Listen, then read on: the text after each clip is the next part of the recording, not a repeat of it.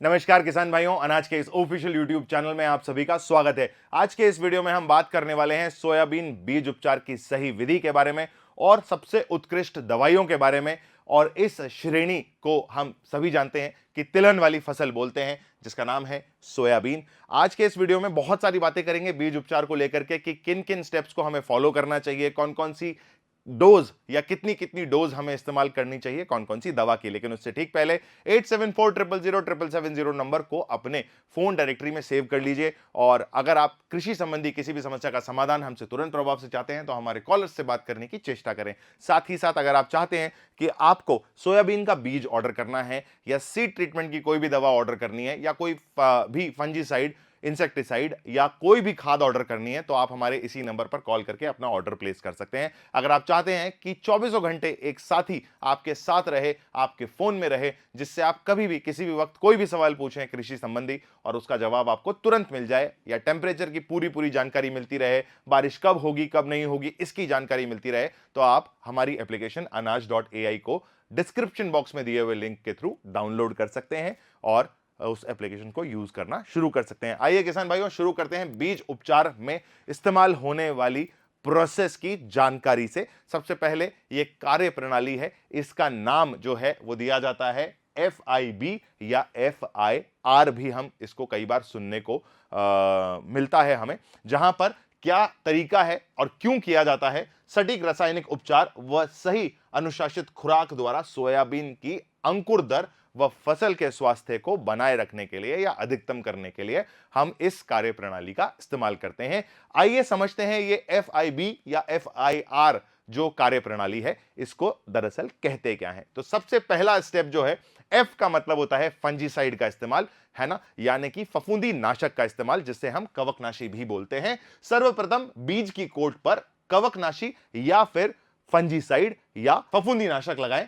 यह प्रारंभिक अवस्था में बीज जनित व मिट्टी के फंगल संक्रमण को पूरी तरीके से रोकता है। और इसमें इस्तेमाल होने वाले केमिकल्स का नाम है या टेक्निकल नेम है थायरम, कार्बेंडाइजियम, मेटलैक्सिस। ये तीन उत्कृष्ट जो है टेक्निकल्स हैं जो फंजीसाइड के तौर पर या सीड ट्रीटमेंट के तौर पर हम इस्तेमाल करते हैं। अगले स्टेप का नाम है I, यानी कि इंसेक्टिसाइड का ट्रीटमेंट। अब जब आपका ट्रीटमेंट यानी कि फंजीसाइड ट्रीटमेंट आप कर चुके हैं और बीज जो है पूरी तरीके से फंजीसाइड ट्रीटमेंट लेकर के एक परत बना करके सूख चुका है, तब आपको कीटनाशक का इस्तेमाल करना है। और वो दूसरी परत की तरह इस्तेमाल होगा, जहां पर क्या मदद मिलेगी हमें, ये मिट्टी के कीड़ों को व प्रारंभिक रस चूसने वाले कीटों से अंकुर की रक्षा करता है। जो अंकुर फुटाव होता है आपकी फसल का, उसकी रक्षा करता है प्रारंभिक रस चूसने वाले कीटों से, ठीक है। और इसमें जो हम टेक्निकल इस्तेमाल करते हैं वो है इमिडाक्लोरोप्रिड या फिर थायामिथॉक्सिम, ठीक है। आगे बात कर लेते हैं तीसरी स्टेप के बारे में, जो कि है जैविक उर्वरक का इस्तेमाल। यानी कि हमने बात करी थी FIB में जो B है वो बायो एक्टिविटी यानी कि जैविक तरीके से इस्तेमाल किया जाता है, जिसको हम राइजोबियम भी बोलते हैं यानी कि R भी बोलते हैं। मैंने आपको बताया था FIB या FIR, तो R का मतलब है राइजोबियम का इस्तेमाल। सोयाबीन की फसल में राइजोबियम कल्चर का उपयोग जो है बीज उपचार यानी कि सीड ट्रीटमेंट के लिए किया जाता है। यह एक प्राकृतिक व बेहद सस्ता तरीका है जिससे पौधे की जड़ों में नाइट्रोजन के जो नोड्यूल्स या फिर ग्रंथियां जो बनती हैं उनको काफी अच्छे तरीके से बनाया जा सकता है। और वो क्या करती है, हवा से नाइट्रोजन लेकर पौधे को देती है, जिस वजह से पौधे का स्वास्थ्य काफी अच्छा बना रहता है। आइए बात कर लेते हैं कौन कौन से ऐसे फंजीसाइड हैं जिनका हम कितनी कितनी डोसेज में इस्तेमाल कर सकते हैं, और साथ ही साथ फंजीसाइड दरअसल करता क्या है। तो अंकुरण के दौरान बीज को चारों ओर से सुरक्षात्मक घेरा प्रदान करता है, जिस वजह से मिट्टी व बीज जनित फफूंदी जनित रोग जो हैं उनका नियंत्रण आप अच्छे तरीके से कर सकते हैं। जिसमें सबसे पहला जो टेक्निकल है वो है थायरम 75% WS, ठीक, एक सुरक्षात्मक फफूंदी नाशक है जिसकी अगर डोसेज की बात करें तो 3 ग्राम प्रति किलोग्राम बीज या फिर 300 ग्राम प्रति क्विंटल में आप इसका इस्तेमाल करते हैं। अगला टेक्निकल है कार्बेंडाइजियम 50% WS, जो कि एक प्रणालीगत फफूंदी नाशक है, प्रारंभिक सड़न को रोकता है, जिसका डोज जो है 2 ग्राम प्रति किलोग्राम बीज है। अगर आप चाहें तो थायरम और कार्बेंडाइजियम का कॉम्बो भी आप इस्तेमाल कर सकते हैं और उसकी जो डोसेज रहेगी 3 ग्राम प्रति किलोग्राम बीज रहेगी। ठीक, आगे बात कर लेते हैं मेटलेक्सिस 35% WS, जो कि पाइथियम डैंपिंग ऑफ को जो है या उसके खिलाफ जो है काफी प्रभावशाली है, जिसकी डोसेज रहेगी 6 ग्राम प्रति किलोग्राम बीज की। किसान भाइयों, वीडियो के आखिर में मैं आपको वो दवाएं भी या उन दवाओं के नाम भी बताऊंगा जिनके बारे में यहां हम जिनके टेक्निकल्स के बारे में हम डिस्कस कर रहे हैं। तो जो सेकेंड स्टेप है, जब आपका फंजीसाइड ट्रीटमेंट हो चुका है, हमें इंसेक्टिसाइड ट्रीटमेंट करना है। और इंसेक्टिसाइड ट्रीटमेंट के दौरान जो है हमें कौन कौन से टेक्निकल इस्तेमाल में आने वाले हैं उनके बारे में जानकारी कर लेते हैं। सबसे पहले जान लेते हैं कि इंसेक्टिसाइड ट्रीटमेंट करने से क्या होता है। शुरुआती हानिकारक कीटों से कोमल जड़ों को बचाने का काम या उनकी रक्षा करने का काम करता है और उत्कृष्ट सुरक्षा चक्र प्रदान करता है, ताकि आपकी जो फसल है उसमें जो अंकुर फूट रहे हैं या कोमल जड़ें जो हैं उन पे कोई नुकसान ना हो। सबसे पहला टेक्निकल हम इस्तेमाल करेंगे इमिडाक्लोप्रिड 70% WS, जो रस चूसक कीटों को या सफेद मक्खियों को दूर रखता है आपकी फसल से, जिसका डोसेज है 5 से 7 ग्राम प्रति किलोग्राम बीज। अगला टेक्निकल है थाइमेथॉक्सिम 30% FS, जो कि आधुनिक तरल रूप में अंकुर की क्षमता बढ़ाने का काम करता है और इसका जो डोसेज है वो है 10 मिलीग्राम प्रति किलोग्राम बीज। अगला टेक्निकल है क्लोरोपाइरिफॉस 20% EC, जो कि क्या करता है, कटवर्म या दीमक जैसे भूमिगत कीटों का विरोध करता है और इसका डोसेज है 10 ग्राम, 8 से 10 ग्राम आप इसका इस्तेमाल कर सकते हैं प्रति किलोग्राम बीज। तीसरी स्टेप यानी कि जैविक उर्वरक का इस्तेमाल या फिर राइजोबियम कल्चर जो हम करना जा रहे हैं, उसका जो तीसरा स्टेप है वो हम किससे करेंगे, तो सोयाबीन के केस के अंदर आप राइजोबियम जेपोनिकम का इस्तेमाल कर सकते हैं। इसकी डोसेज जो है 10 से 12 किलोग्राम बीज के अंदर लगभग 200 से 250 ग्राम आपको ये जो है राइजोबियम कल्चर इस्तेमाल करना है। यहां पर भी यही चीज लिखी हुई है। आइए समझ लेते हैं कि राइजोबियम कल्चर करने का सही तरीका क्या है, या जो राइजोबियम कल्चर हम कर रहे हैं उसको किस तरीके से हमें करना चाहिए। तो सबसे पहली स्टेप है कि आप जो है पानी लीजिए 1 लीटर, उसके अंदर 100 से 150 ग्राम गुड़ को घोलिए।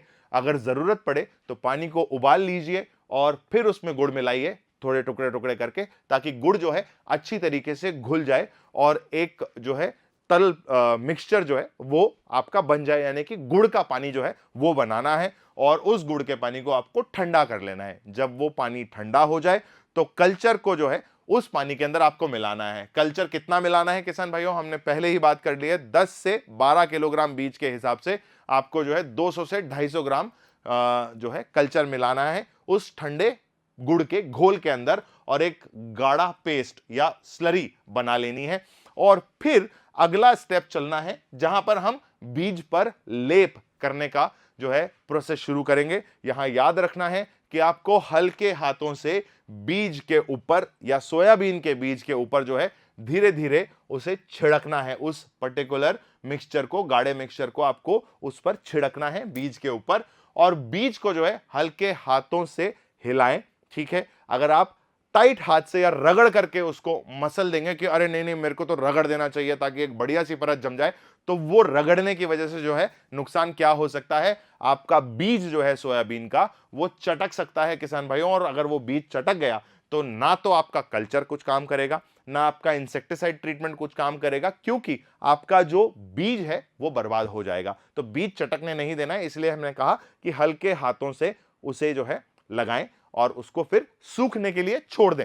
एक चीज याद रखें, 30 से 40 मिनट का जो समय है जब आपका बीज सूख रहा है, उस टाइम उसे छाया में रखना है, धूप में नहीं सुखाना है। और एक सबसे अहम बात, जब आपका बीज सूख जाए, ठीक है, तो उसको जितनी जल्दी हो सके आपको बुआई कर देनी है। आपको ज्यादा देर तक या ज्यादा दिन तक उसे रखना नहीं है। अगर ज्यादा दिन तक रखेंगे तो जो आपने तीनों स्टेप फॉलो किए हैं वो तीनों स्टेप जो है खत्म हो चुके होंगे। इसलिए कहा गया है कि बुआई तुरंत कर दीजिए। चलिए आगे बढ़ते हैं और कुछ फेमस प्रोडक्ट्स की हम यहां बात कर लेते हैं, जिसमें सबसे पहले आता है हमारा BASF का जेलोरा, वीटावैक्स का पावर, UPL का साफ, धानुका का सिक्सर, बायोस्टेड का रोको, बायर का नेटिवो, सिजेंटा का एमीस्टार टॉप, क्लासिक 505 और जर्मन 505। ठीक है, इन सारे जो है दवाइयों का आप इस्तेमाल कर सकते हैं अपने तीनों प्रोसेस को फॉलो करने के लिए FIB बोल लीजिए या FIR बोल लीजिए, राइजोबियम कल्चर, ठीक है, जहां पर आप इन सारे प्रोडक्ट का इस्तेमाल कर सकते हैं। बाजार में और भी काफी सारे प्रोडक्ट मौजूद हैं, अगर आप उनसे अपना सीड ट्रीटमेंट करते आ रहे हैं तो प्रोसेस फॉलो वही कीजिए जो हमने आपको बताया है, ठीक है। आराम से हर प्रोसेस को करिए, हर बार बीज को छाया में सुखाइए और सुखाने के बाद जो है आखिरी ट्रीटमेंट यानी कि राइजोबियम कल्चर करने के बाद तुरंत प्रभाव से आप जो बीज है उसको बो दीजिए। किसान भाइयों, अगर आप राइजोबियम कल्चर करने का जो नाम है या जिस राइजोबियम कल्चर के बारे में हम बात कर रहे हैं सोयाबीन के केस में वो भूल चुके हैं, तो राइजोबियम जेपोनिकम आपको जो है इस्तेमाल करना है और अपने बीज को बढ़िया से बो देना है। उम्मीद है किसान भाइयों कि मैंने जो जानकारी FIB या FIR के बारे में आपको दी है वो जानकारी आपको समझ में आई होगी। अगर इस जानकारी में कहीं भी कोई भी प्रश्न आपके दिमाग में आ रहा है तो तुरंत प्रभाव से 8740000770 नंबर पर कॉल करके जानकारी को वापस से ले लीजिए या हमसे पूछ लीजिए जो भी आपके मन में सवाल है। या अगर आप कॉल नहीं करना चाहते हैं तो इस वीडियो के कमेंट सेक्शन में आ जाइए, वहां पर अपना सवाल लिख दीजिए, हम कोशिश करेंगे कि तुरंत प्रभाव से आपको आपके सवाल का जो है जवाब दे दिया जाए। ऐसे ही किसी और वीडियो में आपसे फिर से मुलाकात करूंगा किसान भाइयों, किसी और नई जानकारी के साथ। तब तक के लिए इसी तरीके से वीडियो को लाइक करते रहिए, अपने बाकी किसान भाइयों तक इस वीडियो को तुरंत प्रभाव से शेयर कर दीजिए ताकि हमें जो है ऐसे और वीडियोस बनाने की प्रेरणा मिलती रहे। फिर मिलेंगे अगले ऐसे किसी और वीडियो में, तब तक के लिए किसान भाइयों, जय भारत।